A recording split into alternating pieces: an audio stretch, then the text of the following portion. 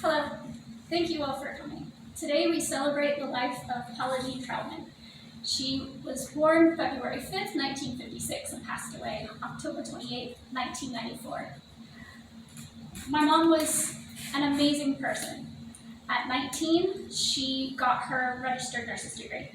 She started to work for an amazing place called the Institute of Logopedics, which is a residential and non-residential home for special needs children.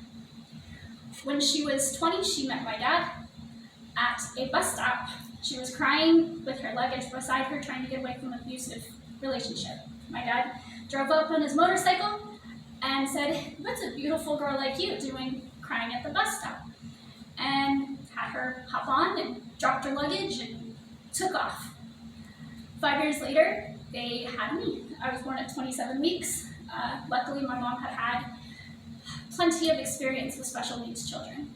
So, shockingly, by the age of 1, she had me talking. I'm pretty sure everybody regrets that at this point. When I started middle school, I was drastically bullied. The last straw for my mom was when I got pulled off the monkey bars. My mom went down to the school, said, "Hey, what can I do?" She had a registered nurse's degree. The nurse was on maternity leave, and they said, "Okay, you can come take the spot of the nurse for now." And then the counselor went on to maternity leave, and they put my mom in the counselor spot. Because she had had so much interactions with special needs students, they were sending the special needs kids and the kids that were just taking a little bit too much time doing the schoolwork down to my mom. So when the counselor came back from maternity leave, they actually made my mom this cute little cubicle in the hallway, and they would always send the students that were having problems to her, and she had her own little nurse's kit, and she actually did stitches a few times, once on me. We moved to Udall when I was 10, and my mom she was amazing. She worked at the school that I went to.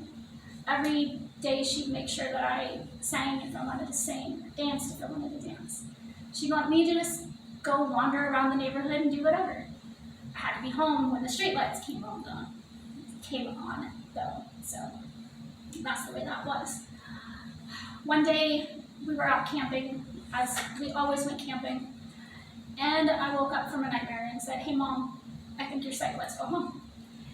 And so we went home, and 3 o'clock that morning she started getting sick.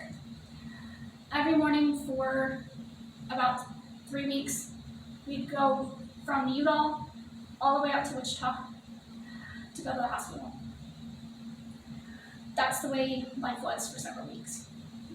The last time that I saw her not in the hospital, I chose to stay home because I was just, it's like, it's 3 o'clock in the morning, this is just going to keep happening, I'm just going to stay. And I was 13 at the time. The next morning, my teacher came and my mom was still alive, but she said she's not coming back. On October 28th at 4 o'clock in the afternoon, the place that I was staying got a phone call. I knew what the phone call was. I was fully expecting it. Thankfully, exactly a week before, I had been visiting my mom at the hospital, and I went and I fell asleep in the family room under this beautiful red couch that I always slept under, and I was hiding.